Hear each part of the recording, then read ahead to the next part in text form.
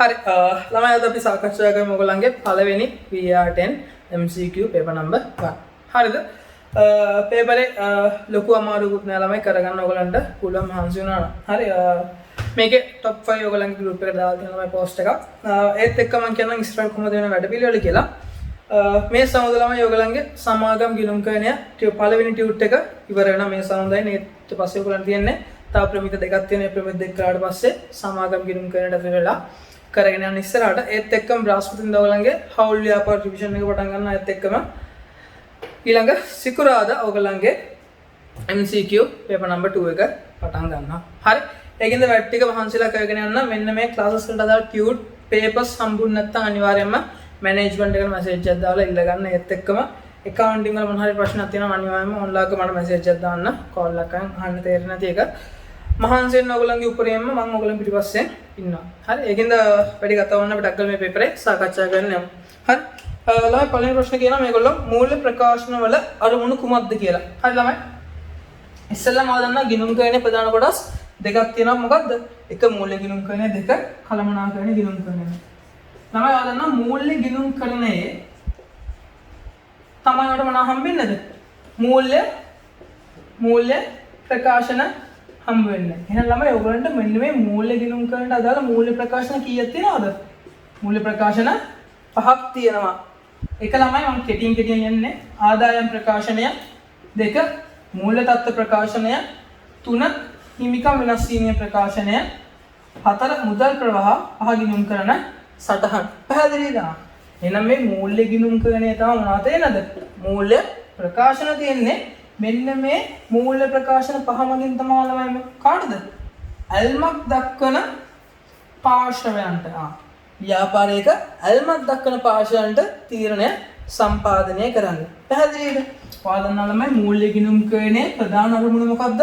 ඇල්මක් දක්වන පාර්ශවයන්ට නිවැරදි තීරණ ලබා ගැනීමට තොරතුරු සම්පාදනය කිරීම. එහෙනම් ළමයි මෙන්න මේ ඇල්මක් දක්වන පාර්ශවයන්ට නිවැරදි තීරණ ගැනීමට තොරතුරු සම්පාදනය කරන්නේ මොකෙන්ද? මෙන්න මේ කිව්ව මූල්‍ය ප්‍රකාශන වලින්. හරිද ළමයා? එතකොට දැන් අපි සාකච්ඡා කරමු උත්තර. පළවෙනි එක කියන වංචා හා වැරදි වැළැක්වීම. ඒක නෙමෙයි ළමයි මූල්‍ය ප්‍රකාශන වල අරමුණ. දෙක කියනවා ළමයි කළමනාකාරීත්වයට එහි වගකීම් ඉටු කිරීම සඳහා උදව් කිරීම. නෑ ළමයි මං කිව්වා ව්‍යාපාරයේ වත්කම් පාලනය කිරීමට වගකීම් ඉටු කිරීමට ඒ ඔක්කොම ළමයි තීරණ ගන්න මොකෙන්ද? කළමනාකරණ ගිණුම් කරන. ඒකින්ද මෙන්න මේ මූල්‍ය ගිණුම් කරණයට මේක අදාළ වෙන්නේ නැහැ. එහෙනම් දෙවෙනි උත්තරේ වැරදි. තුන්වෙනි එක ළමයි පුළුල් පරාසයක් වන පරිශීලකයන්ට ආර්ථික තීරණ ගැනීමට ප්‍රයෝජනවත් වන තොරතුරු සම්පාදනය කිරීම. ඒ උත්තරේ දැනට හරි. මේ වන්නේ අල්ම දක්වන පාර්ශවයන්ට තොරතුරු සම්පාදනය කරනවා. හතරවෙනි එක කියන ව්‍යාපාරයේ ආර්ථික සම්පත් පිළිබඳව වඩා හොඳ පාලනයක් පවත්වා ගැනීම ළමයි. සාමාන්‍ය ළමයි ව්‍යාපාරයක ආර්ථික සම්පත් පාලනය කරන ව්‍යාපාරයේ අභ්‍යන්තර පාර්ශවයන් බාහිර පාර්ශවයන් පාලනය කරන්නේ නැහැ. හැබැයි වාදන ළමයි මූල්‍ය ගිණුම් කරන තොරතුරු සපයන්නේ අභ්‍යන්තර හා බාහිර කියන පාර්ශව දෙකටම. එහෙනම් හතරවෙනි එකට අපිට වැරදි කියලා ඔප්පු කරන්න පුළුවන්. පස්වෙනි එක ළමයි කියනවා මූල්‍ය පාලනයක් ඇති කර ගැනීමට. නෑ ළමයි ඒකත් වැරදි. එහෙනම් ළමයි එකට උත්තරේ එන්න ඕන කියද? එකට උත්තරේ 3. හරි. එහෙනම් ළමයි දෙවෙනි එකට දෙවෙනි ප්‍රශ්නේ කියනවා අපිට පිරිවැය හා ශුද්ධ උපලබ්ධ අගය යන අගයන් දෙකෙන් අඩු අගය මත තොගය අගය කිරීමට පදනම් වන්නේ කුමන සංකල්පයද? ළමයි පිරිවැය හා උපලබ්ධයෙන් අඩු අගය ගන්න මොකක්ද සංකල්පය? ඔයගොල්ලෝ දන්නා විචක්ෂණ හේවත් ආරක්ෂණ සංකල්පය. විචක්ෂණ හේවත් ආරක්ෂණ සංකල්පය ළමයි කියන ඔයාගේ ව්‍යාපාරේ වත්කම් සහ ආදායම් වැඩියනුත් වගකීම් සහ වියදම් අඩුවෙනුත් පෙන්눔 කරන්න එපා. ව්‍යාපාරේ සත්‍ය తත්වය අල්මත් දක්වන පාර්ශවයන්ට පෙන්눔 කරන්න කියලා. අන්න ඒ පදනම මත තමයි ළමයි අපි පිරිවැය හා උපලබ්ධයෙන් මොනවාගේ වාර්තා කරන්නේද? අඩු වගේ වාර්තා කරන්න. එහෙනම් ළමයි ඒකට උත්තර එන්න ඕන කි මොකද්ද? විචක්ෂණ සංකල්පය. හරි ඒකටම කියනවා සංකල්පය කියලා දුපේ. ආරක්ෂණ සංකල්පය. ළමයි තුන්වෙනි ප්‍රශ්නේ කියන ළමයි ව්‍යාපාරයක් විසින් 5% වෙළඳ වට්ටමට යටත්ව රුපියල් ලක්ෂ 3ක් වටිනා භාණ්ඩ මිලදී ගන්නාලාදී පසුව ණයින් පියවීමෙන් 10%ක මුදල් වට්ටමක් ව්‍යාපාරයට ලැබුණි. මෙම ගණන්වල ගැනුම් ගිණුමේ සටහන් කරන ලබන අගය. ළමයි මොන ගිණුමේද? ගැනුම් ගිණුමේ. ළමයි ගැනුම් ගිණුමේ වාර්තා කරද්දී අපි වෙළඳ වට්ටම මොනවා කරලා ගන්න ඕනේ? වෙළඳ වට්ටම අඩු කරලා තමයි අපි ගන්න ඕනේ නේද? ඔක්කොම ගන්න කියලා ළමයි ලක්ෂ 3යි ලක්ෂ 3ද කීයද දෙනවා 100ට 5ක් දෙනවා ලක්ෂ 3ට 105ක් කියන්නේ කීයද? 15යි. ඒ කියන්නේ 300න් කීයක් අඩු කරන වාර්තා කරන්න ඕනේ. මේක තමයි අපිට දුන්න වට්ටම අඩු කරන්න බෑ. ඒ කියන්නේ 285 ගන්න. 285 තමයි මොකක් වාර්තා කරන්නද? ගැනුම් ගිණුමේ වාර්තා කරන්න ඕනේ. පැහැදිලිද? ඊට පස්සේ අපිට ගැළපෙන්නේ කියනවා පසුව නයිමි පීමේ 10%ක මුදලක් වට්ටමක් ව්‍යාපාරයට ලැබුණි. 10%ක ළමයි මුදල් වට්ටමක් ලැබුණා නයිමන්ට මුදල් ගෙවද්දි නේද? අපිට එහෙනම් ඒක අදාළ වෙන්නේ නැහැ. පැහැදිලිද මම කියන එක? මේක අපෙන් අහන්නේ ගැනුම් ගිණුමනේ. ගැනුම් ගිණුමට ළමයි සල්ලි නයිමන්ට ගෙවුව එක අදාළ වෙන්නේ නැහනේ. හිතන්නකො නයිමන්ට සල්ලි ගෙවුවොත් අපි දැන් ඉස්සරහම මොකද්ද? මුදල් ගිණුම බැර නයිම් පාන ගිණුම හර. ඒක ගැනුම් ගිණුමට බලපානවද? ගැනුම් ගිණුමට බලපාන්නේ නැහැ. එහෙනම් මේ 110 අපිට අදාළ වෙනවද ළමයි? අදාළ වෙන්නේ නැහැ. එහෙනම් උත්තරේ එන්න ඕනේ 285. පානේ උත්තරයක් තියනවද කියලා? තුන්වෙනි එකට 285. එහෙම උත්තරයක් තියෙනවා. හරියට මෙන්න ටක් ගාලා අපි හතරවෙනි එක. හතරවෙනි එක මම කියනවා නම් PQR ව්‍යාපාරයේ මූල්‍ය සත්‍යයන් පිළිබඳ ABC වශයෙන් සඳහන් කර ඇති වටිනාකම පෙන්වන්න ඕනේ. හරි. ටක් ගාලා මාත් එක්ක වුණා මේකත් ගොඩක් ලේසි. හරි. මේක ගන්න ගන්න ඔයගොල්ලෝ ගන්න ගිණුම් කරන සමීකරණය මොකද්ද? වත්කම් සමානයි හිමිකම දන්න වගකීම් නේද? පළවෙනි එක ළමයි මේගොල්ලන්ගේ හිමිකම A දන්නේ නැලු. B තියෙනවා වත්කම් තියෙනවා 350ක්. ඒත් එක්කම වගකීම් තියෙනවා ළමයි කීයක්ද? 300ක්. Q ගන්න දෙනවා කියන අපිට හිමිකම් කියන ළමයි 25යි. වත්කම් දන්නේ නැලු. වගකීම් කියන ළමයි 150යි. R ගන්න දෙනවා අපිට කියනවා හිමිකම 60යිලු. වත්කම් 100යිලු. වගකීම් දන්නේ නැලු. හරි ළමයි. දැන් අපිට හොයන්න කියන්නේ මෙන්න මේ A B and C කියන VJ පද වලට එන්න ඕන අගයන්. හරිද? හරි. බලන්න. ඔයා දන්නවා ළමයි ව්‍යාපාරේ වත්කම් හැදෙන්නේ හිමිකමේ වගකීම් වල මොකෙන්ද? එකතුවෙන්. එහෙනම් මේ 350 හැදිලා තියෙන්නේ 300ට කීයක් එකතු වෙනවද ළමයි? 300ට 50ක් එකතු වෙලා. නේද? ඊට පස්සේ ළමයි මෙන්න මේ B එන්න ඕනේ. නැත්තම් ඔයාගේ වත්කම් මෙන්න ඕනේ මොනවාවල එකතු වෙනද? හිමිකම් වල හා වගකීම් වල එකතු වෙන. ඒ කියන්නේ 150 150යි 25 එකතු කීයද? 175යි. එතකොට ආදන්න ළමයි මේකත් ඒ තර්කයමයි. ව්‍යාපාරයේ වත්කම් හැදෙන්නේ හිමිකමයි වගකීම් වල එකතු වෙන. එහෙනම් වත්කම් 100යිලු හිමිකම 60යිලු. තව 100ක් වෙන තව කීයක් මැද මේ පැත්තේ? 40ක් මැද. එහෙනම් ළමයි 100 කියන්නේ කීයද? 40යි. එහෙනම් බලන්න එහෙම තියෙන උත්තරය. ඉස්සලාම එන්න ඕනේ 50යි. ඊට පස්සේ එන්න ඕනේ 175යි. ඊට පස්සේ එන්න ඕනේ 40යි. උත්තරය කීයද? 2. පැහැදිලිද? හරි. එන්න ඔයගොල්ලන්ගේ පස්වෙනි ප්‍රශ්නෙට. මේක ළමයි සමහරක් කට්ටිය ඉගෙනගෙන තියෙන්නත් පුළුවන්, සමහරක් කට්ටිය ඉගෙනගෙන නැතු වෙන්නත් පුළුවන්. හරි. මේකෙදි ඔයගොල්ලන්ගේ කලමනාකරණ ගිණුම්කරණය දැනුම අදාළ වෙනවා මේ ප්‍රශ්න කරන්න. හරි. මේක ඔයගොල්ලෝ තව ලොකුනක් දාලා ලියා ගන්නවා මම කියන එක. මිලදීගත් භාණ්ඩ සඳහා ගෙවීමක් සම්බන්ධයෙන් වැදගත් වන මූලාශ්‍ර ලේඛන. තව ලොකුනක් දාලා ලියා ගන්නවා මම කියන ටික. මිලදීගත් භාණ්ඩ සඳහා ගෙවීමක් සම්බන්ධයෙන් වැදගත් වන මූලාශ්‍ර ලේඛන. එක ළමයි ඉන්වොයිසිය, එක ඉන්වොයිසිය, දෙක භාණ්ඩ ලැබීම් පත්‍රය, දෙක භාණ්ඩ ලැබීම් පත්‍රය, තුන මිලදී ගැනුම් ඇනවුම. මම කියවලම තව ලකුණක් දාලා ලියා ගන්න. මිලදීගත් භාණ්ඩ සඳහා ගෙවීමක් සම්බන්ධයෙන් වැදගත් වන මූලික ලියවිලි. එක ඉන්වොයිසිය, දෙක භාණ්ඩ ලැබීම් පත්‍රය, තුන මිලදී ගැනුම් ඇනවුම. හරිද? එහෙම තියෙන උත්තර අංක කීයද ළමයි? උත්තර අංක 3. හරි. එන්න 6 වෙනි එකට ළමයි. එන්න 6 වෙනි ප්‍රශ්නට ඔයගොල්ලන්ගේ 6 වෙනි ප්‍රශ්නේ කියනවා ළමයි අපිට සමාගමක් ණයගැතියෙන් බුම්වත් භාවයට පත් වූ බැවින් ප්‍රකාශයට පත් කෙරෙන්නේ සමාගමක් මෙම ණය සඳහා දැනටම නිශ්චිත අඩමාන ණය ප්‍රතිපාදන සලකා ඇතුළුවා. ඒ කියන්නේ ළමයි ඕගොල්ලන්ගේ බුම්වත් තුන ණයගැතියාට ව්‍යාපාරයේ මොකක් තියාගෙන ගියාද? අඩමාන ණය වෙන් කිරීමක් තියාගෙන ගියා නේද? එහෙනම් ළමයි මේගොල්ලෝ අහන්නේ මේක වාර්තා කරන දිත්‍රිසරණ අපෙන් නේද? yes මේක වාර්තා කරන දිත්‍රිසරණ අපෙන් අහන්නේ. එතකොට ළමයි ඔයගොල්ලෝ දන්නවා මේක අලුතෙන් කපා හින්න ඕනේ නැහැ. අඩමාන ණයක් අපි වෙන් කරගෙන ගියා. එහෙනම් අඩමාන ණය කියනකොට වියදමක්. අඩමාන ණය වියදම් ගිණුම හර එහෙනම් මේක අපි වෙන් කරන්න ඕන මොකද ඉස්සෙල්ලාම කරන්න ඕන අඩමාන ණය වෙන් කිරීම ගිණුම මොකද කරන්න ඕන ළමයි අඩමාන ණය වෙන් කිරීම ගිණුම හර කරන්න ඕන. ඒ කියන්නේ ඔයගොල්ලෝ දන්නවා ළමයි ආගන්න හොඳට අඩමාන ණයක් වියදමක් වාර්තා කරන්නේ කොහොමද? අඩමාන ණය වියදම් ගිණුම හර අඩමාන ණය වියදම් වෙන් කිරීම ගිණුම බැර. මම කිව්වද හොඳටම පැහැදිලි ළමයි. අපි සාමාන්‍යයෙන් අඩමාන ණයක් වාර්තා කරන්නේ අඩමාන ණය වියදම් ගිණුම හර අඩමාන ණය වෙන් කිරීම ගිණුම බැර. පැහැදිලිද? එහෙනම් මෙන්න මේ අඩමාන ණය වෙන් කිරීමක් කරගෙන ගියේක මොකද වෙලා තියෙන්නේ? දුම්වත් වෙලා. ඒ කියන්නේ බොල් ණයක් ලෙස වාර්තා වෙලා. එහෙනම් මේක වාර්තා කරන්න ඕන කොහොමද? අපි උපකල්පනය කරමුකෝ මේ දුම්වත් තුන එක්කෙනාගේ ශේෂය රුපියල් 60යි කියලා. අඩමාන ණය වෙන් කිරීම. හරිද? මේ දුම්වත් තුන එක්කෙනාගේ මේක 60ක්. හරි. අපි වෙන් කරගෙන ගියා 60ක් කියලා. මේක තමයි ශේෂය. හරිද? දැන් මේ අඩමාන ණය වාර්තා කරන්න අපි ඕනේ. පැහැදිලිද? එහෙනම් මේක වාර්තා කරද්දී තමයි අපි බොල් ණය කියලා ගිණුමක් ගන්න ඕනේ නැහැ. කෙලින් මොකද කරන්නේ? අඩමාන ණය වෙන් කිරීම ගිණුමට හරක වෙලා මේක ණයගේ ශේෂය මොකද කරන්න ඕනේ? ඉවත් කරන්න ඕනේ. ඉවත් කරන්න ඕනේ හින්දා ණයගේ ගිණුමට මොකද කරන්න ඕනේ? බැර කරන්න ඕනේ. හරි. එතකොට මේක තමයි ළමයි ඔයගොල්ලන්ගේ ඩබල් එන්ට්‍රි එක අඩමාන ණය වෙන් කිරීම ගිණුම හර ඒත් එක්කම ණයගේ පාලන ගිණුම බැර. එහෙම තියෙනවද උත්තරයක් ළමයි? උත්තරයක් කීයද? උත්තර අංක 3 අඩමාන ණය සඳහා ප්‍රතිපාදන ගිණුම හර ණයගේ පාලන ගිණුම බැර. හරි. මොනවා ළමයි තේරෙන්නේ නැති ප්‍රශ්න තියෙනවා අනිවාර්යයෙන්ම මට හෝ මැනේජ්මන්ට් එකට මැසේජ් එකක් දාලා අහගන්න පැහැදිලිව. හරි. 7 වෙනි එක ළමයි අපිට කියනවා පහ සඳහන් වැරදි අතුරින් ශේෂ පිරික්සම තුලනය නොවීම කෙරෙහි බලපාන. ඒ කියන්නේ ශේෂ පිරික්සම තුලනය වෙන්නේ නැතිව බලපාන හේතුව මොකක්ද කියලා. හරිය. පළවෙනි එක බලන්න ළමයි.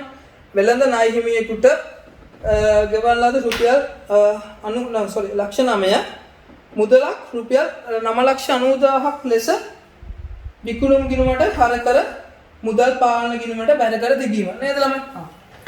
ළමයි රුපියල් ලක්ෂ 9 වෙනුවට අපි කීයද වාර්තා කරලා තියන්නේ? 9,90,000. පැහැදිලිද? හැබැයි මේ 9,90,000 ළමයි ගිණුම් දෙකේම වාර්තා කළේ. ඒ කියන්නේ මුදල් ගිණුමෙන් 9,90,000 වාර්තා කළා. ඒත් එක්කම විකුණුම් ගිණුමෙන් 9,90,000 වාර්තා කළා. ඒ කියන්නේ ගිණුම් දෙකටම ළමයි හරියටම ගිහිල්ලා හැබැයි අගයන් දෙක වෙනස්ව. එහෙනම් මේක ශේෂ වික්ෂුවට බලපානවද? ශේෂ වික්ෂුවෙන් අනාවරණය නොවන වැරද්දක්. ඒකින්ද A අපිට අදාළ වෙන්නේ නැහැ. B බලන්න. ඒගොල්ලෝ කියන වාහනවල ටයර් මාරු කිරීම සඳහා ගෙවන ලද මුදල වාහන ගිණුමට හර කර තිබියලු. හරිද ළමයි? වාහනවල ටයර් කියන්නේ ඔයගොල්ලන්ට වියදමක්. එහෙනම් වියදම් ගිණුම හර වෙන්න ඕනේ. හැබැයි ඒගොල්ලෝ හර කරලා තියෙන මොන ගිණුමටද? වාහන ගිණුමට. ඒ කියන්නේ හර බැර හරියට ගිහිල්ලා. හැබැයි වෙනත් ගිණුම් වලට මේකත් ළමයි මොකද්ද? ශේෂ වික්ෂුවන් අනාවරණය නොවන වැරද්දක්. එහෙනම් B ගන්නත් බෑ. C බලන්න ළමයි. රුපියල් 70,000ක් ආපසු යව ගැනුම් ගිණුමට බැර කර විකුණුම් ගිණුමට හර කරලා. ඒකත් ළමයි ඩබල් එන්ට්‍රි එක වැරදියට ගියත් ගිණුම් දෙකකට හර වෙලා අනිත් එක මොකද්ද? බැර වෙලා. එහෙනම් මේක ශේෂ වික්ෂුවන් අනාවරණය වෙන්නේ නැහැ. එහෙනම් B C ගන්නත් බෑ. ළමයි බලන්න හතරවෙනි එක ඉතින් D. ඒගොල්ලෝ කියනවලු පිරියදක් මෙල්දී ගැනීමට ගෙවූ රුපියල් 10,000ක මුදලක් 1,10,000ක් ලෙස පිරියද ගිණුමට හර කරලාලු. ඔයා දන්නවා ළමයි පිරියද මිලදී ගැනීම කියන්නේ මුදලට තමයි මේ පිරියත ආයගෙන තියෙන්නේ. ඒ කියන්නේ රුපියල් ලක්ෂයක පිරියතක් අපි ආයගෙන. එතකොට දිස්ත්‍රාණ මොකද්ද? මුදල් ගිණුම බැර පිරියත ගිණුම හර වෙන්න ඕනේ. හැබැයි ළමයි මුදල් ගිණුමට මේගොල්ලෝ බැර කරලා ලක්ෂයක්. ඒ විනෝඩ පිරියත ගිණුමට හර කරලා තියෙන කීයද? 1,10,000. ඒ කියන්නේ ළමයි දිස්ස රටාන හරි. හැබැයි ඒක වාර්තා කරපු අගයන් වැරදි. එහෙනම් මේක ශේෂ විශ්ව අනාවරණය වෙනවද නැද්ද? ශේෂ විශ්ව අනාවරණය වෙනවා. ඒ කියන්නේ හර පැත්තේ තියෙන ළමයි 110යි බැර පැත්තේ තියෙන්නේ 100යි. රුපියල් 10ක වෙනසක් යනවා. පැහැදිලිවම කියන කතාව. එහෙනම් දැනට හතරවෙනි උත්තරය ඔයගොල්ලන්ගේ හරි. මේගොල්ලන් අහන ශේෂ විශ්ව තුලනය නොවීමනේ. ඔව් තුලනය වෙන්නේ නැහැ. මොකද හර එන්නේ 110 බැර එන්නේ 100යි. ශේෂ විශ්ව තුලනය වෙන්නේ නැහැ. පස්වෙනි උත්තරේ කියන ළමයි ඒට ඒ පෙරේරාට ගෙවු රුපියල් 5000ක් එල් පෙරේරා ගිණුමට බැර කර තිබීම. එහෙනම් කිසි ප්‍රශ්නයක් නැහැ ළමයි මේක නායකතිය නැහිමි කියලා අපිට අත්හරින්න පුළුවන්. එහෙනම් ළමයි උත්තර එන්න ඕනේ කීයද? උත්තර එන්න ඕනේ 4. හරි. 8 වෙනි එක. 8 වෙනි එක බලන්න ළමයි. පුත්තබන්නා විසින් රුපියල් 5000ක විකුණුම් ගිණුමක් වෙනුවට ගැනුම් ගිණුමට බැර කරලාලු. මේ බලන්න ළමයි. ඔයා දන්න රුපියල් 5000ක විකුණුම් කියනවාට ආදායමක් එහෙනම් මොකද වෙනවද? ආදායම වැඩි වීම ආදායම් ගිණුම බැල ඒ බැල කරලා තියෙන මොන ගිණුමේද හැබැයි? රුපියල් මොන ගිණුමද බැල කරලා තියෙන්නේ අපිට? yes විකුණුම් ගිණුමට තමයි ළමයි sorry ගැනුම් ගිණුමට තමයි ඒගොල්ලෝ බැල කරලා තිබුණේ නේ රුපියල් 5000ක විකුණුම් ගිණුමට වෙනුවට ගැනුම් ගිණුමේ සටහන් කරලා තිබුණලු විකුණුම් ගිණුමට බැල වෙන්න ඕන 5000ක මොකද වාර්තා කරලා දෙන්නේ ගැනුම් ගිණුම එහෙනම් මේක මොන වැරද්දක්ද කියන්න බලන්න මූලධර්ම දෝෂයක්ද නෑ අවිනිශ්චිත ගිණුමට වාර්තා කරනවද නැහැ අවිනිශ්චිත ගිණුමට යන්න ඕනේ නැහැ දැන් තුන්වෙනි එක මොකක්ද ළමයි මෙම වැරද්ද ශේෂ ප්‍රතික්ෂේප තුලනය වීම කෙරෙහි බලපෑමක් ඇති වෙනවද නැද්ද බලපෑමක් ඇති වෙන්නේ නැහැ මෙච්චරයි තාවිකේ හයි ළමයි මම මේක ඔන්නම් ගිණුමට දාලා නම් ටක් ගාලා මේක ලේසියි රුපියල් 5000ක විකුණුම් කියන ළමයි වාට ආදායමක් එකින්ද වැඩි වීම බැර අඩු වීම හර එහෙනම් මේ 5000 කොටි ළමයි එන්න ඕනේ මෙන්න මේ 5000 එන්න ඕනේ විකුණුම් ගිණුමට බැර වෙන්න ඕනේ මෙන්න මේ 5000 විකුණුම් ගිණුමට බැර වෙන්න ඕනේ හැබැයි ඒක විකුණුම් ගිණුම වාර්තා කරන්න නැතුව ගැනුම් ගිණුම මොකද කරලා දෙන්නේ ළමයි බැරට සටහන් කරලා මේ 5000 මෙතනට යන්නේ නැතුව මෙතනට දාලා නේද ඒ කියන්නේ ඩබල් එන්ට්‍රි එක වැරදි හැබැයි එකක් හරවලා එකක් බැලවලා ඒක නම් මේක අනාවරණය වෙනවද ශේෂ විශ්ව අනාවරණය වෙන්න හැම තුන්වෙනි එක තමයි උත්තරේ නෝන මේ වැරද්ද ශේෂ විශ්ව තුලනය වීම කෙරේ බලපෑමක් ඇති කරනවද ඇති කරන්නේ නැහැ මේක හිලව් දෝෂයක් නෙමෙයිලා මේක පට්ට බරුවක් ඊළඟට පස්සේ නිකන් ශේෂ විශ්ව වෙනසක් ඇති කරනවා නම් ශේෂ විශ්ව වෙනසක් ඇති කරන්නේ නැහැ නම් උත්තරේ නෝන කියලාට උත්තරේ අංක 3 හරි එන්න ළමයි 9 වෙනි එක මේක හරියට ටක් දාලා අපි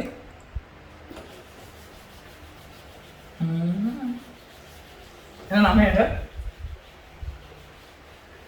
9 වෙනි එක මේගොල්ලෝ කියන ක්‍රීඩා සමාජයක සමාජයෙන් ගන්න කියලා තමයි 100යිලු එක්කෙනෙක්ගේ ගන්න කියලා තමයි 10යිලු වෙන සමාජික ආදායම කීයද සමාජික ආදායම අවශ්‍යයි රුපියල් 1000යි පැහැදිලිද ඊට පස්සේ මේගොල්ලෝ කියන එන්න ගන්නට වර්ෂය තුලදී සමාජිකයින් කීයක් ලැබුණාද ලද සමාජ මුදල් කියලා තමයි 1050යිලු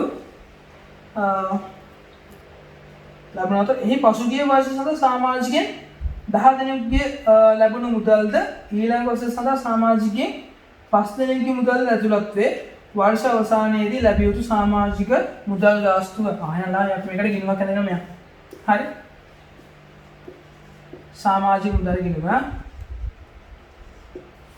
හරි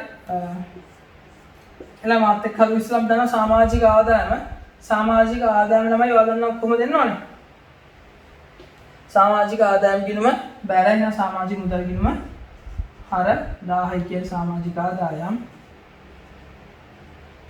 අයිත් එක්ක වදන්න ලද මුදල් ගිණුම හරයි නා සමාජික මුදල් ගිණුම මොකද දෙන්න ඕනේ බැල 1050යි මේ ටික නම් අපි හරියටම දන්නේ මුදල් ගිණුම හර සමාජික මුදල් ගිණුම බැල හරි ඊට පස්සේ තමයි මේගොල්ලෝ කියනවා පසුගිය වසර සඳහා සමාජිකයන් 10 දෙනෙකුගෙන් ලැබුණ මුදල්ද එක්කෙනෙක්ගේ කීයද 10යි ඒවයි කීයක් දිලාද ඒ වගේ 10ක් දිලා නේද බලන්න පසුගිය වසර සඳහා සමාජිකයන් 10 දෙනෙකුගෙන් ලැබුණ මුදල්ද ඊළඟ වසර සඳහා සමාජික 5 දෙනෙකුගෙන් ලැබුණ මුදල්ද ඇතුළත් වෙලු පසුගිය වසර සඳහා ළමයි ඒ කියන්නේ කලින් මේ ලැබිය යුතු සමාජ මුදලක් තිබ්බ කීයක්ද 10 ගානේ 10 කීයෙන් කීයද 100ක් ලැබිය යුතු මුදලක් තිබ්බ ළමයි කීයක්ද ලැබිය යුතු සමාජ මුදලක් තිබ්බ 100ක් ඒත් එක්කම ඊළඟ වසර සඳහා 5 දෙනෙක් දීලා 10 ගානේ කීයක් දිලාද 5ක් දීලා ඒ කියන්නේ 50ක් මේක ළමයි වාට වත්කමක්ද වගකීමක්ද වගකීමක් කලින් ලද සමාජ මුදල කීයද 50යි 50 ශේෂ මෙච්චර තමයි තියන්නේ දැන් බලමු ළමයි මේකේ ඉදිරියට යන ශේෂය කීයද කියලා 1000යි 100යි 150යි 1150 1150යි තව කීයක් මදිද ළමයි තව කීයක් මදිද 100ක් මදිද මේක තමයි ළමයි ඔයගොල්ලෝ මොකද්ද සමාජිකයන්ගෙන් කාලච්ඡේදය අවසානයේදී ලැබිය යුතු සමාජික මුදල බලන්න උත්තරයක් තියෙනවද කියලා just කියලා දෙන්න උත්තර අංක 2 රුපියල් 100යි පැහැදිලිද මේක හදපු විදිය හරි ඊළඟට තියෙන අපි කියන ප්‍රශ්නද 10 වෙනි ප්‍රශ්නේ හරි 10 වෙනි ප්‍රශ්නේ බලන්න ළමයි අවසාන තොගය අගය අඩු වූ අවසාන තොගයේ අගය අඩුවෙන් දක් වූ විට මොකද වෙන්න බලන්න මේක සුපිරි එකක් හරි අපි ඔන්න මේක තර්ක කරලාම ගමු ළමයි හරි හරි මේක අපි තර්ක කරමු ගමු. ඕගොල්ලෝ දන්නවා ළමයි මුල තොගයට ගැනුම් එකතු කරලා අග තොගේ අඩු කරලා තමයි මොකක් ගන්නද? කාලච්ඡේදයේ විකුණුම් පිටිවැය ගන්න. පැහැදිලිද? අපි උදාහරණයක් ගමු. මුල තොගේ ළමයි තියෙනවා 100ක්. හරි මුල තොගේ තියෙනවා 100ක්. කාලච්ඡේදයේ ගැනුම් 500 ඒත් එක්කම අග තොගයක් තියෙනවා ළමයි 200ක්. හරිද? මේක බලන්න හොඳට තර්ක කරන විදිය. මුල තොගේ ගැනුම් එකතු කළාම 600යි 600න් 200ක් අඩු කළාම කියලා ළමයි 400යි. විකුණුම් පිළිවෙයි කියලා කාලච්ඡේදයේ 400යි. දැන් මේගොල්ලන් කියන ළමයි අවසාන තොගය අඩු වුණාලු. අවසාන තොගය අඩු වුණාලු. මුල තොගය 100යි ළමයි, ගැනුම් 500යි. හැබැයි අග තොගය ළමයි 100 දක්වා අඩු වුණාලු. හරි? දැන් බලන්න විකුණුම් පිළිවෙල 500 100 600යි 600ක් අඩු වුණාම කීයද? 500යි නේද? අනුවන් කන්වර්ට් වෙනවා අග තොගය අඩු වුණාම අග තොගය අඩු වෙද්දී ළමයි විකුණුම් පිළිවෙල මොකද උනේ? අග තොගය අඩු වෙද්දී විකුණුම් පිළිවෙල මොකද ළමයි උනේ? අග තොගය අඩු වෙද්දී විකුණුම් පිළිවෙල මොකද උනේ ළමයි? විකුණුම් පිළිවෙල වැඩි වුණා. විකුණුම් පිළිවෙල වැඩි වුණා කියන්නේ ලාභය මොකද වෙන්නේ? දල ලාභය. දල ලාභය අඩු වෙනවා. මම පැහැදිලි කරලා ඉල්ලන්න. අග තොගය අඩු වුණා. අග තොගය අඩු වුණා කියන්නේ විකුණුම් පිළිවෙල වැඩි වුණා. විකුණුම් පිළිවෙල වැඩි වුණා කියන්නේ කාලච්ඡේදයේ දල ලාභය මොකද වෙන්නේ? අඩු වෙනවා. එහෙනම් මොකද මේකට උත්තර දෙන්න ඕනේ? කාලච්ඡේදයේ සඳහා වූ දල ලාභය අඩු වේද වැඩි වේද? අඩු වෙන උත්තරය අංක 1. උත්තරය අංක 1. හරිනේ ඔක තර්ක කරන්න ඕන නෑ. හරි ළමයි එන්නේ ක්ලාස් එක ගන්න ටග්ගලයක්. 11 කියන ළමයි දේශාන් රුපියල් 50000 ප්‍රාග්ධනයක් යොදා 2011 දින ව්‍යාපාරය ආරම්භ කළාලු. හරි 2012 තුනක් කියන අග ව්‍යාපාරයේ මුළු වත්කම් 80000යිලු මුළු වගකීම ලක්ෂයයිලු මුළු වත්කම් ලක්ෂ 8යිලු මුළු වගකීම ලක්ෂයයිලු අවසන් වර්ෂය සඳහා ව්‍යාපාරයේ ලාභය 230000යිලු. මේගොල්ලන් අහන්න මොකක්ද ළමයි? නිවැරදි ප්‍රකාශනය. හරි. මේක අද ළමයි ඔයගොල්ලන්ට දත්ත කිව්වම එනවා ළමයි අදහස. මේක අනිවාර්යයෙන්ම අපි අහන්නේ මොකද්ද? ලාභ සූත්‍රය පදනම්ම. ඔයාලා දන්නවා ළමයි ව්‍යාපාරයේ ලාභය එන්නේ කොහොමද? අග සුද්ධවත්කම නැත්නම් අග හිමිකමෙන් මොකක් අඩු කරනවද? මුල හිමිකම අඩු කරන්න ඕනේ. මුල හිමිකම අඩු කරලා ඒක මොකද කරනවද ළමයි? ව්‍යාපාරයේ ආයතනයේ ගැණිලි එකතු කරනවා ඒත් එක්කම අමතර ප්‍රාග්ධනය දිනවා මේක මොකද කරන්න ඕනේ? අඩු කරන්න ඕනේ. පැහැදිලිද? හරි. දින දත්තත් එක්ක යම්බල් ළමයි අපි එක කියනවා දේශාන් රුපියල් ලක්ෂ 5ක් ප්‍රාග්ධනය දවලා. එහෙනම් ළමයි ඒක මොකද්ද ඔයගොල්ලන්ගේ? මුල ප්‍රාග්ධනය කිය දහස් සංඛ්‍යාවෙන් හදුන් 500යි. ඒත් එක්කම මේගොල්ලෝ කියනවා ව්‍යාපාරයේ අග වත්කම් කීයද? ලක්ෂ 8යිලු වගකීම් කීයද? ලක්ෂයලු. ආදන ළමයි හිමිකම ගන්න කොහමද? පාදන ගිහින් මම ඔයගොල්ලන්ට හදලා පෙන්නන්නම්. වත්කම් සමානයි හිමිකම දන වගකීම් වත්කම් 800යි හිමිකම දන්නේ නැහැ වගකීම් 100යි. එහෙනම් මේ x හොයාගන්න මේ 100 හැපැත්තේ ගියාම x සමානයි කීයද? 700 න අඩු හිමිකම කියන ළමයි 700යි ලාභය කියලා තිබ්බ ළමයි කීයද? 2යි 30 කියන්නේ 230යිලු. දැන් එන්න මම අපිට ගැන්නේ දීලා තිබ්බෙත් නැහැ. අමතර ප්‍රාග්ධනයක් දීලා තිබ්බෙත් නැහැ. පැහැදිලිද? එහෙනම් මෙතන දෙනවා x වින 1 දින x. හරි. මෙතන වෙනස තමයි 200 මෙතන වෙනස 230යි. එහෙනම් ළමයි ඔයාලට තේරෙනවා ලාභය 230ක් තියෙනවා මේ පැත්තේ ඒත් එක්කම සුද්ධ වත්කම් අතර වෙනස තියෙනවා මෙතන 200ක්.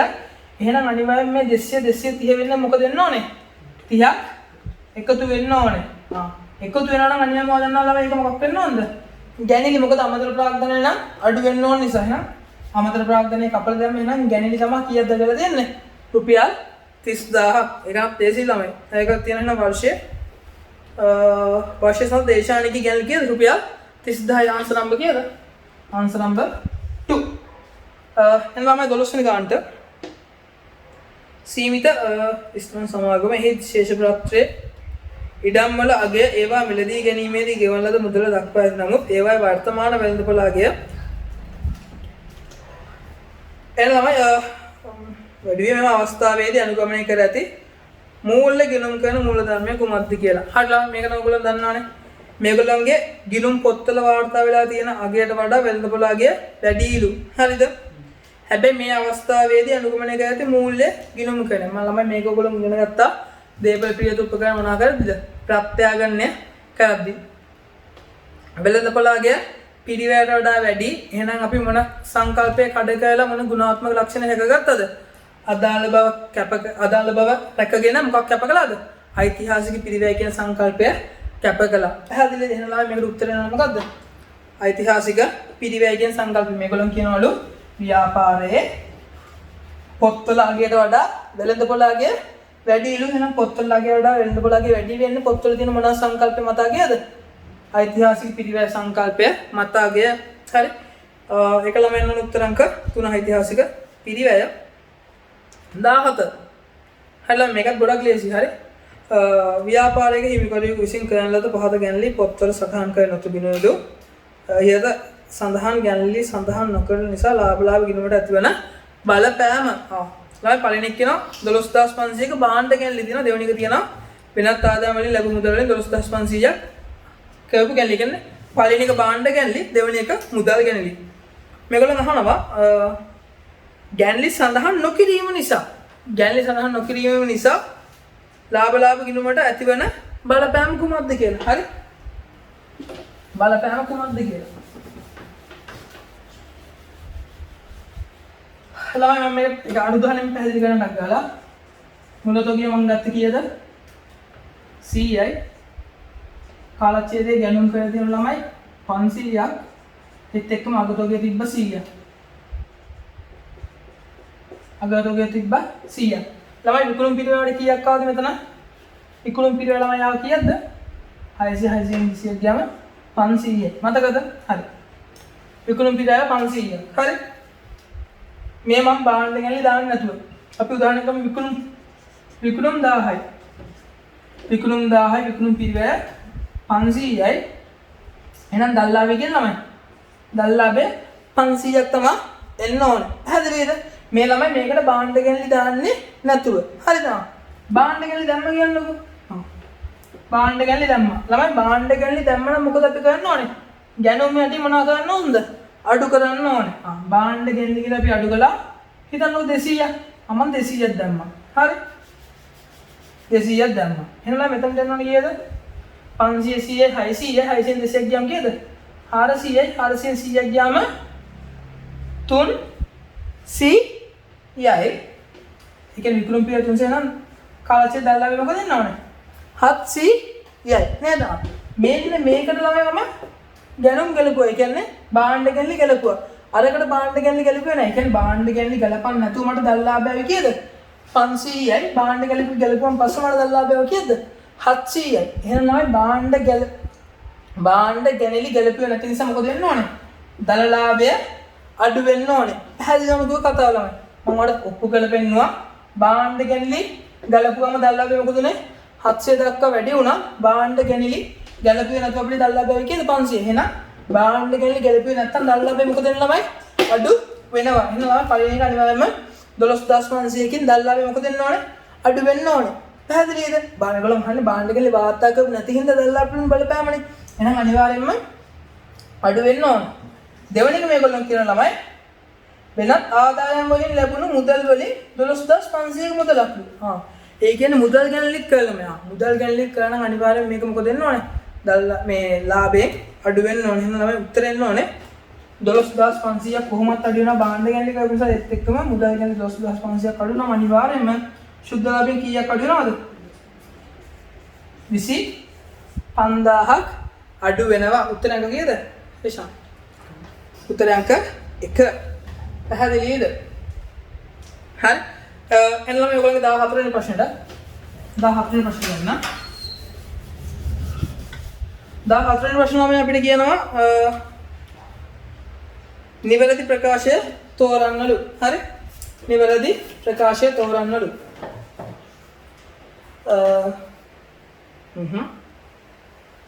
පළවෙනි එක ළමයි අවසාන තොගය කිසි විටකත් ශේෂ පිළික්ෂමේ විද්‍යාත්මක නොවේලු. දෙවෙනි එක කියනවා ළමයි දෙවෙනි එක කියනවා සමාගමක් එහි ගන්දුණු කළුවන්ට බැලපතක් නිකුත් කළ විට විකුණුම් ලෙජරේ ශේෂයේම බැල ප්‍රමාණය වැඩි වේලු නැහැ කළමයි වැරදි.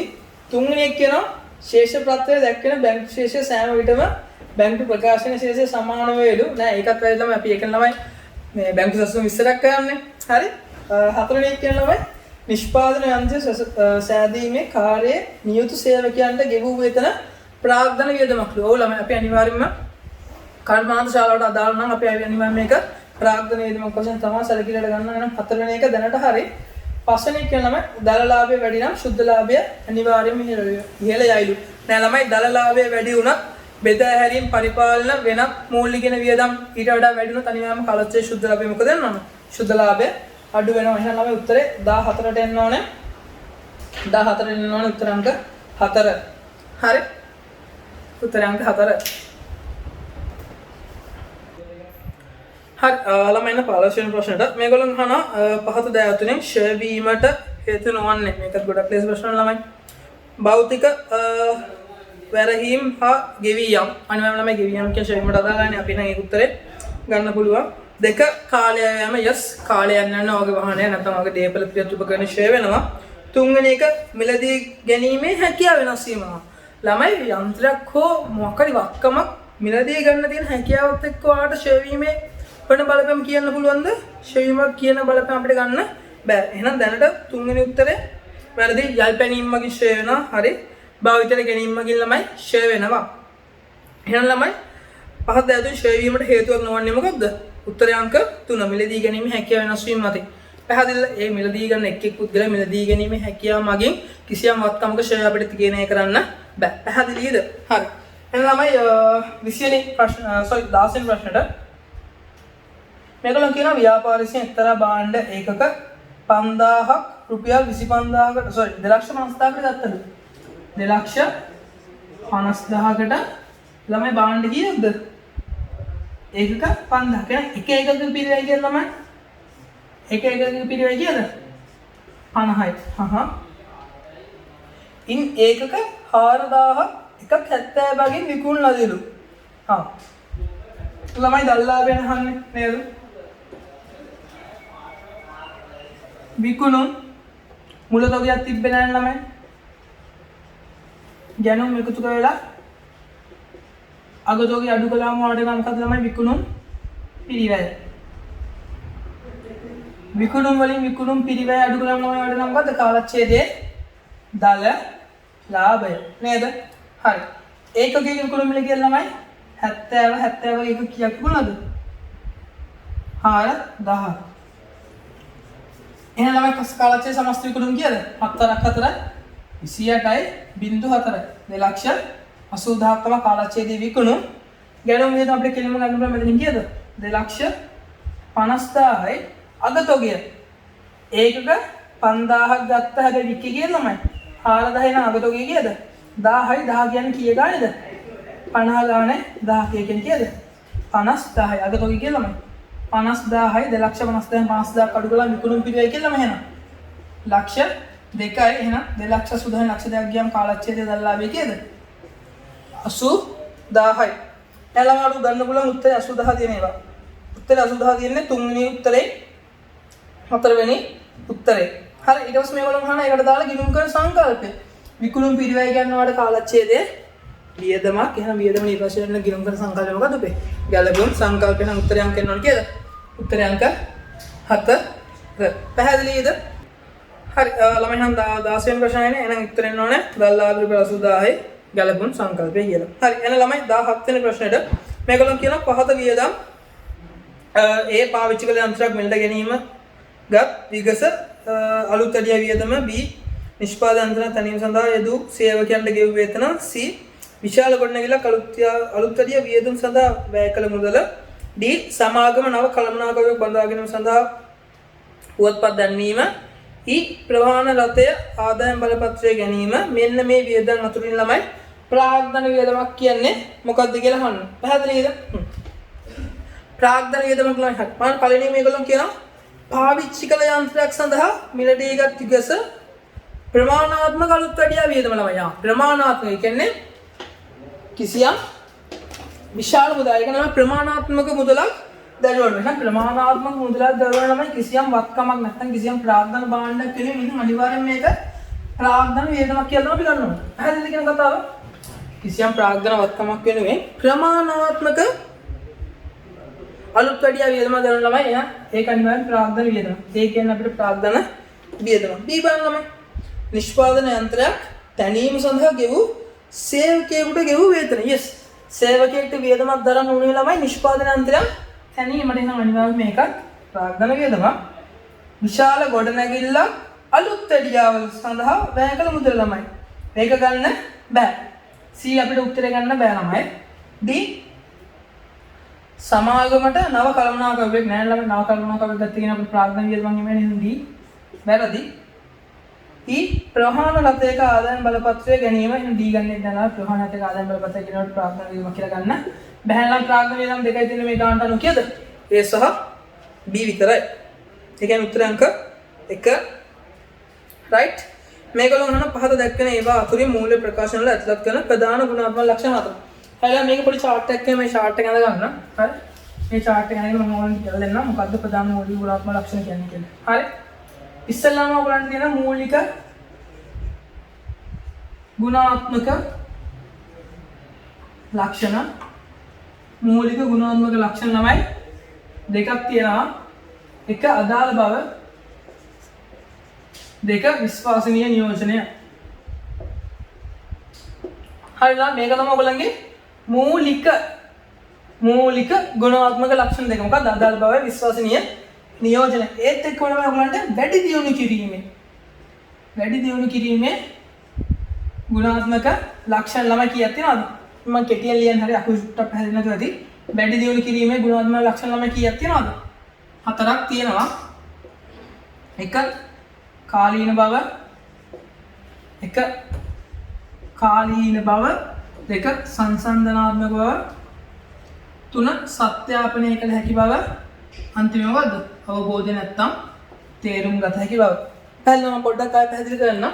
මූලික ගුණාත්මක ලක්ෂණ දෙකයි, අදාළ බව, විශ්වාසනීය නියෝජනයයි. වැඩි දියුණු කිරීමේ ගුණාත්මක ලක්ෂණ 4යි. කාලීන බව, සංසන්දනාත්මක බව, සත්‍යාපනය කළ හැකි බව සහ තේරුම් ගත හැකි බව. පැහැදිලිද? එතකොට මේ වලින් මූලික මේගොල්ලෝ අහන මොකද ප්‍රශ්නේ? ඒවා අතරින් මූලික ප්‍රකාශන ඇති ප්‍රධාන ගුණාත්මක ලක්ෂණ 4. හරිද? ප්‍රධාන ගුණාත්මක ලක්ෂණ 4 තමයි එක තේරුම් ගත හැකි බව, අදාළ බව. ඒ කියන්නේ මෙන්න මේ දෙකට තමයි එකතු වෙන්න ඕනේ. තේරුම් ගත හැකි බවයි සංසන්දනාත්මක බවයි. පැහැදිලිද? ඒ කියන්නේ අදාළ බව, විශ්වාසනීය නියෝජනය. ඒ කියන්නේ මූලික ගුණාත්මක ලක්ෂණ දෙකට තමයි එකතු වෙන්න ඕනේ ඔයගලන්ගේ සංසන්දනාත්මක බවයි තේරුම් ගත හැකි බවයි. පැහැදිලිද? සමාවෙන්න ඒකට එකතු වෙන්න ඕනේ ඕගොල්ලන්ක සංසන්දනාත්මක බවයි තේරුම් ගත හැකි බවයි. හරි. ඒක හරි. හරිද? ඒ කියන්නේ මූලික ගුණාත්මක ලක්ෂණ වලට වැඩි දියුණු කිරීමේ ගුණාත්මක ලක්ෂණ වලින් සංසන්දනාත්මක බවයි තේරුම් ගත හැකි බවයි එකතු වෙනවා. මම ඒකට කියලා මොනවා කියලාද? මූලික ප්‍රකාශන වල ප්‍රධාන ගුණාත්මක ලක්ෂණ 4 කියලා. පැහැදිලිද? එහෙනම් 19 වෙනි ප්‍රශ්නයට ළමයි. 19 වෙනි ප්‍රශ්න මේකත් දේශී ගොඩක්. හරි. මේගොල්ලෝ මොකද අහන්නේ? ඩග්ගල් කරමු. මේගොල්ලෝ අහන්නේ බණ්ඩාර වෙලෙන්දෝ වර්ෂයේ 2013 මාර්තු මාසයේ අවසන්. මේගොල්ලෝ අහන්නේ නිෂ්පාදන භාණ්ඩ වල පිළිවෙල. හරි. මේක නම් ගොඩක් ලේසි ළමයි. හරි. නිෂ්පාදන භාණ්ඩ වල පිළිවෙල. අමුද්‍රව්‍ය ගැන පිළිවෙල නේද? ඔව් අනිවාර්යයෙන්ම 100 කීයද? 50යි ඒත් එක්ක අමුද්‍රව්‍ය ප්‍රවාහන පිළිවෙල. yes ගෙනීමේ කුලි. ඒක එකතු වෙනවද නැද්ද? එකතු වෙනවා 5000යි. නිමි භාණ්ඩ නිෂ්පාදනය කිරීමට වෙනත් පිළිවෙල. ඔව් නිෂ්පාදන පිළිවෙල ගන්නවා ළමයි. නිෂ්පාදන පිළිවෙල කොටස් දෙකයි මොකද්ද? ප්‍රාථමික පිළිවෙල ඒත් එක්කම පොදු කාර්ය පිළිවෙල. එහෙනම් මේ 450ක් ගන්නවා. ඊට පස්සේ අපිට කියනවා නිමි භාණ්ඩ වල ගබඩා පිළිවෙල. නිමි භාණ්ඩ වල ගබඩා පිළිවෙල නම් අපි ගන්නෙ නෑ. අපි හදන්නේ මොකද්ද? නිෂ්පාදන පිළිවෙල. ඒ කියන්නේ භාණ්ඩ නිෂ්පාදනය කරනකල් මට යන පිළිවෙල විතරයි මම ගන්නෙ. පැහැදිලිද? එහෙනම් නිෂ්පාදන භාණ්ඩ පිළිවෙල මම ගන්නෙ නෑ. පරිපාලන පොදු කාර්ය පිළිවෙල ගන්න යාළුවා. ඒක මොකද්ද? ආයතනීය පිළිවෙලක්, නිෂ්පාදනාගාර පිළිවෙලක් නෙමෙයි. විකුණුම් වියදමත් මොකද්ද? ආයතනීය පිළිවෙල, නිෂ්පාදනාගාර පිළිවෙල. මෙහෙනම් ගන්න ඕනේ මොකද්ද? නිෂ්පාදනාගාරයේ නිෂ්පාදනය කළ භාණ්ඩ වල පිළිවෙල තමයි ළමයි 155ක් එකතු කරලා 603ක් එකතු කරන් දෙන එක නේ කියද? 605යි. එහෙනම් උත්තරයක් තියනවද? yes. answer number කීයද අපේක්ෂා? answer number 4. ඒ කියන්නේ උත්තර අංක 4. හරි එන්නම 20ට මේගොල්ලන් කියනවා ළමයි SS ට්‍රේඩ්ස් හිමිකරු වන සිරිමල් සිරිමල් තම පෞද්ගලික පරිහරණයට රුපියල් 15000ක් වටිනා වෙළඳ භාණ්ඩ පොත්වල සටහනකට ඉවත් කරගෙන ඇත පොත්වල සටහන් වූ මෙම ගන්ධණු ප්‍රතිඵලයක් ලෙස ළමයි තොග ගැනීම කරලා තියෙන මුදල් ගැනීම නෙමෙයි ළමයි තොග ගැනීම කරලා තියෙන වෙළඳ භාණ්ඩ ළමයි අරගෙන තියෙන එහෙනම් අනිවාර්යයෙන්ම ඔයගොල්ලෝ මේක දැනගන්න ඕනේ පෞද්ගලික ගැනීම රුපියල් 15000ක් අඩු වෙන්න ඕනේ ඒත් එක්කම දල්ලාවේ මොකද වෙනව ළමයි 15000ක් අඩු වෙනවා නම් කිව්ව ළමයි තොග ගැනීම බලපාන්නේ ගැනුම් වලට ඒ කියන්නේ ගැනුම් යටින් තමයි ළමයි තොග ගැනීම කළොත් අඩු කරන්න ඕනේ නේද තොග ගැනීම කරද්දී අනිවාර්යයෙන් මොකක් අඩු වෙන්න ඕනද දල්ලාභය අඩු වෙන්න ඕනේ ඒත් එක්ක පෞද්ගලික අයිතිකරුගේ හිමිකම් මොකද වෙන්න ඕනේ අඩු වෙන්න ඕනේ පැහැදිලි නේද හරි එහෙනම් ළමයි ඒකට උත්තර දෙන්න ඕනේ පෞද්ගලික ගැනීම රුපියල් 15000කින් අඩු වෙන්න ඕනේ ඒත් එක්කම දල ලාභයත් මොකද වෙන්න ඕනේ රුපියල් 15000කින් අඩු වෙන්න ඕනේ ඒ කියන්නේ උත්තර අංක කීයද උත්තරය අංක 4 හරි ඒකත් වෙන උත්තර අංක 4 එන ළමයි 21 හරි 21 මේගොල්ලෝ කියන ළමයි ගන්ධණු කරුවෙකුට දැනටමත් විකුණ ඇති භාණ්ඩ විකුණුම් කරු විසින් ආපසු වරවාය වල ළමයි. ඒ කියන්නේ මම භාණ්ඩ හිතන්නකෝ මම ජෑන්ස්ට භාණ්ඩ වික්කා. හරි? ජෑන්ස් මට ආපසු ඒ භාණ්ඩ හරවලා එවනවා. ඒ කියන්නේ මට නම් ආපසු එවු. ආපසු වාර්තා කරන මූලික ලියවිල්ල මොකද්ද? බැර පත. මම ගත්තනම් උපේක්ෂකෙන් මම භාණ්ඩ ආපසු හරවලා එවුවා නම් ආපසු යවුම් ආපසු වාර්තා කරන මූලික ලියවිල්ල හර පත. එහෙනම් මේකේ තියෙන ආපසු එවුම් නම් වාර්තා කරන මූලික ලියවිල්ල මොකද්ද? බැර පත. සෙට් නේ? හරි දැන් ඉන්න ඕනේ එහෙනම් අපි කියද ප්‍රශ්න අංක 22. හරි තව ප්‍රශ්න තුනක් අකලා යන්න. මේගොල්ලෝ අහනවා ළමයි එක් සමාගම් පොත්වල පහත දැක්වෙන ජර්නල් සටහන් සඳහන් ඇතලු පහත සඳහන් ගන්ධණු අතරින් උක්ත ජර්නල් සටහන වඩාත් අදාළ ප්‍රකාශනය අහන්නේ නේද? හරි. ඉස්සරහ බලන්න මේ ගන්ධණු කොහොමද තර්ක කරන්න ඕනේ කියලා. මේගොල්ලෝ කියනවා ළමයි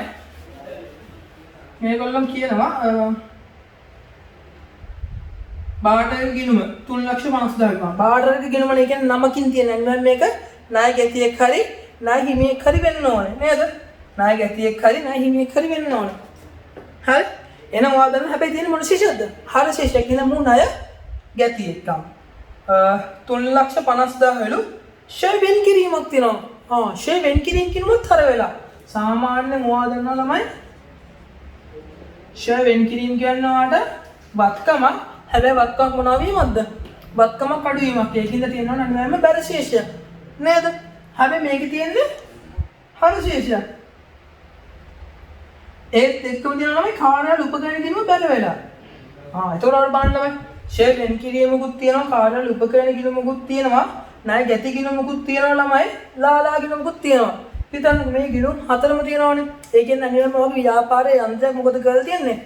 මුදල්ට ණයට විකුණලා තියෙන්නේ. මුදල්ට වෙන්න බෑ. අනිවාර්යයෙන්ම මේකේ ඉන්නේ මුදල් ගිණුම නෙමෙයි ළමයි හර වෙලා තියෙන්නේ.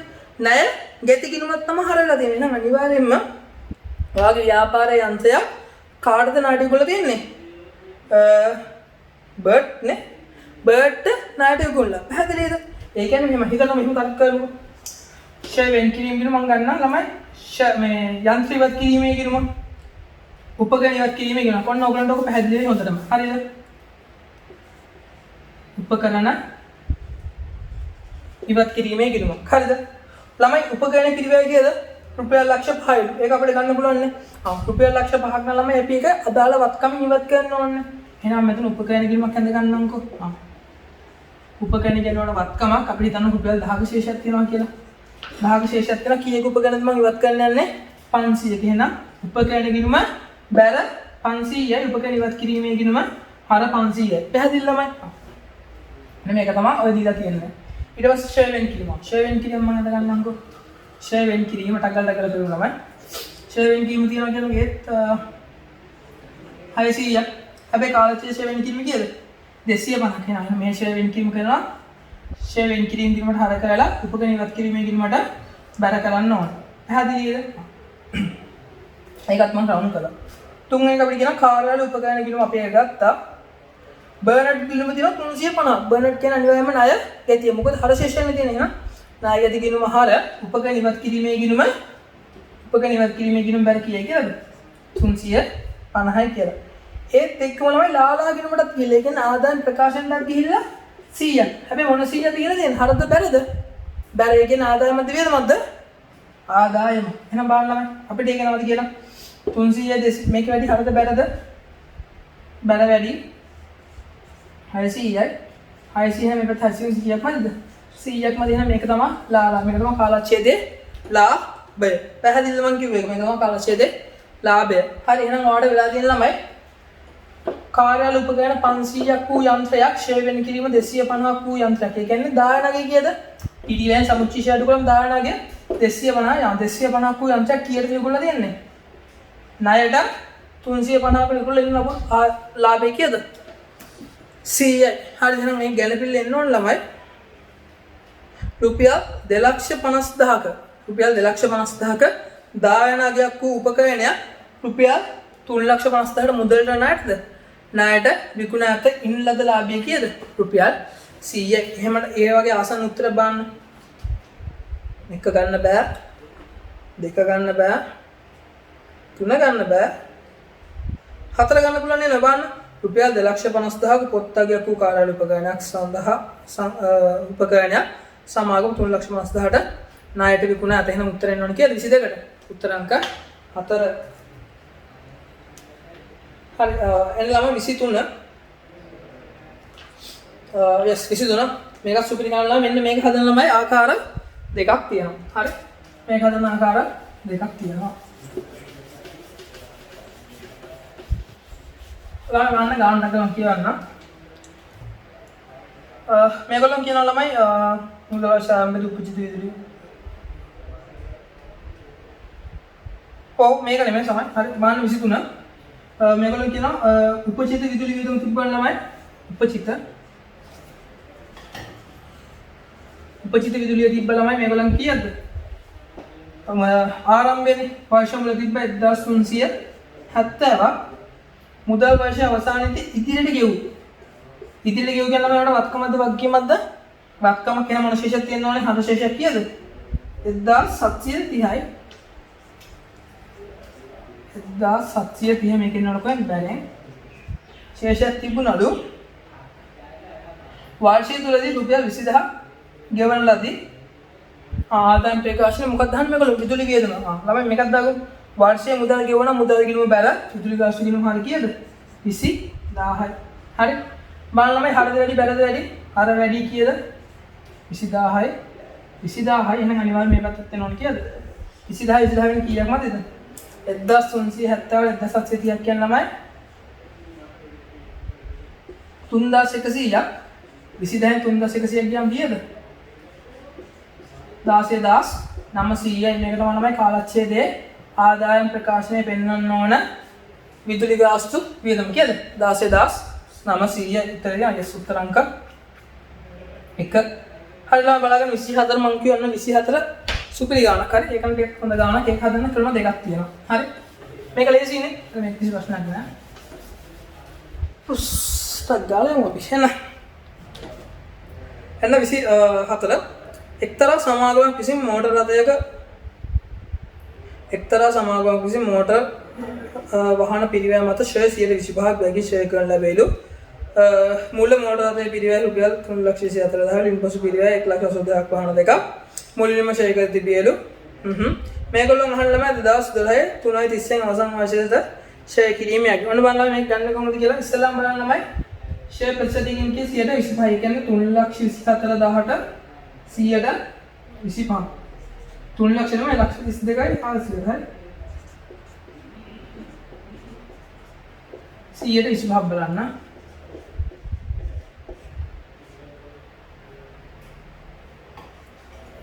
මේක මෙහෙම කරමු ළමයි 25ට 1යි 125වා 4යි 4ට 32වා 8යි 4ට 1යි 0යි. හරිනේ ගත්තා? yes 1,100 නේද? 810යි බින්දවා අයිබා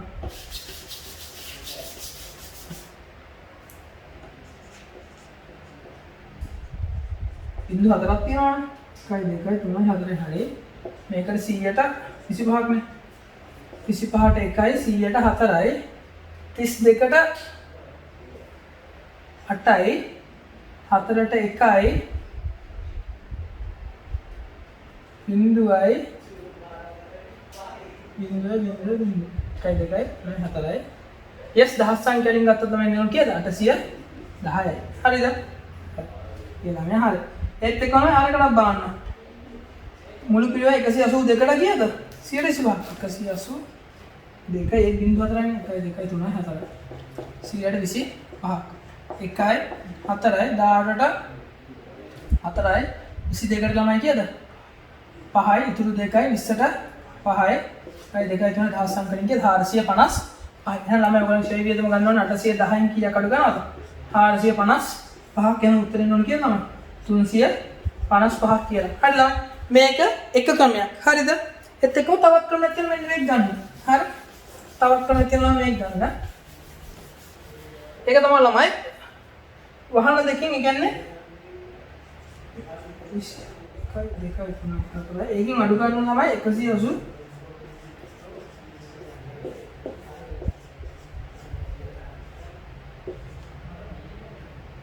12න් 8ක් ගියාම කීයද 4යි 2 එකක් ගියාම එකයි. ඒ කියන්නේ 1යි 4යි 2යි 2යි 3යි 4 මේක කියන 125ක්. ඒ ගත්තා තමයි එනවා කියන්නේ 355 බලන්න 1යි 100ට 4යි 14ට 4 යන කියන තමයි 3යි 12යි ඉතුරු කීයද 2යි 22ට 5යි ඉතුරු කීයද 2යි 1න් 5යි 1යි 2යි 3යි මුලින්ම ගියේ 355යි. හරි ඒක අසරණ වෙන උත්තර යනවා 355 කියන උත්තර අංක 2 අන්තිමකට යන 25 සීමිත ලැම්ඩා සමාගමේ පොත්තබන්නා විසින් 2013 31 දින සකසන ලද බැංකු ප්‍රකාශනයේ තියෙන බැංකු රැස්තුම් ප්‍රකාශනය මේගොල්ලන් අහන්නේ ලැම්ඩා සමාගම 2013 දින ශේෂපත්‍රක දැක්විය යුතු නිවැරදි බැංකු ශේෂය ළමයි. නිවැරදි බැංකු ශේෂය. නිවැරදි බැංකු ශේෂය කියලා කියන්නේ මොකක්ද ඔයගොල්ලන්ගේ? සංශෝධිත මොකද්ද? හරි හරි මේගොල්ලන් අහන්නේ නිවැරදි බැංකු ශේෂය. ළමයි නිවැරදි බැංකු ශේෂය කියලා කියන්නේ ඔයගොල්ලන්ගේ මොකද්ද? සංශෝධිත මුදල් පාලන ගිණුම. නැත්නම් සංශෝධිත මුදල් ගිණුම. පැහැදිලිද මම කියන එක? ඔයගොල්ලන්ගේ මුදල් ගිණුමේ වැරදි තියෙනවා ළමයි ඒ වැරදි ඔක්කොම හදන්න අපි සංශෝධිත මුදල් පාලන ගිණුමෙන් ඒත් එක්කම ළමයි මෙන්න මේ සංශෝධිත මුදල් පාලන ගිණුමේ ශේෂය තමයි ඔයගොල්ලෝ මූලදත්ත ප්‍රකාශනයේ බැංකු ශේෂය නැත්නම් මුදල් ශේෂය කියලා පෙන්වන්න ඕනේ. පැහැදිලිද? හරි බලන්න සංශෝධිත මුදල් ගිණුමේ තමයි ශේෂය. මුදල් පත්‍රවල ශේෂය කීයද? 2යි 7යි 8යි 5යි 3යි බිංදුව 2,78,530යි ශේෂය. හරි දැන් බලමු අපි මුදල් ගිණුම නැත්නම් මුදල් ගිණුමේ වැරදි මොනවද කියලා. ගෙවීම සඳහා ඉදිරිපත් නොකළ චෙක්. ඒක ළමයි අපේ වැරද්දද බැංකුවේ වැරද්දද? බැංකුවේ වැරද්දක්. ඒ කියන්නේ නිකුත් කළ නමුත් ඉදිරිපත් නොවු චෙක්. 2 ස්ථාවර නියෝග මත රක්ෂණ ගාස්තුව. ස්ථාවර නියෝග මත රක්ෂණ ගාස්තුව කියන ළමයි අපේ වැරද්දක්. 2730යි ස්ථාවර නියෝග. ඒත් එක උපලබ්ධ නොවු චෙක්. උපලබ්ධ නොවු චෙක් කියන ළමයි බැංකුවේ වැරද්දක්. ඒ කියන්නේ තැන්පත් කළාම උපලබ්ධ නොවු චෙක් කීයද? 28400 අපි ගලපන්නෙත් නැහැ. මෙච්චර ළමයි සංශෝධන මුදල් ගිණුමේ ශේෂය එන්න ඕනේ. 278යි 530 278යි 530 278යි 530 2730ක් අඩු කරලා වෙනවද කියද? පැත්තෙන් අඩු කරමු.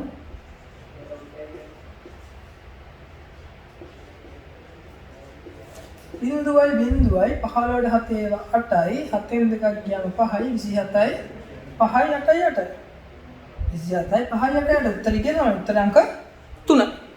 හරිද? හරි ළමයි මෙතනින් ඔයගොල්ලන්ගේ වීඩියෝයෙන් පේපර් නම්බර් 1 එක ඉවරයි. හරි. වීඩියෝ එක බලන්න ළමයි තේරෙන්නේ නැති මොන හරි තියෙනවා නම් මම කෝල් එකක් දීලා අහන්න නැත්නම් මැනේජ්මන්ට් එකට මෙසේජ් එකක් දාන්න මේ ප්‍රශ්නේ තේරෙන්නේ නැහැ කියලා. ඒත් එක්කම මේ පේපර් එක කරන්න බැරිුණු ළමෙක් ඉන්නවා නම් YouTube එකට යන්න වීඩියෝ එක යටින් තියෙන ළමයි මේ පේපර් එකට අදාළ link එක එකකින් ගිහලා පේපර් එක කරන්න. ඒකින්ද වැඩ ටික කරන් යන ළමයි ඔයගොල්ලෝ ලොකු වැඩ පිළිවෙලක් හදලා දෙන්න. ඒත් එක්ක මම කියවනේ papers ඔයගේ tudes short note ඒත් එක්කම revision tute හම්බුනේ නැත්නම් අනිවාර්යයෙන්ම මැනේජ්මන්ට් එකට මෙසේජ් එකක් දාන්න. දාලා ටික ඉල්ල ගන්න. මේ සමුදා ඒ කියන්නේ හෙට නෙමෙයි අනිද්දා මේ සමුදා මේ ඔයගොල්ලන්ගේ සමාගම් පළවෙනි ටියුට් එක ඉවරයි.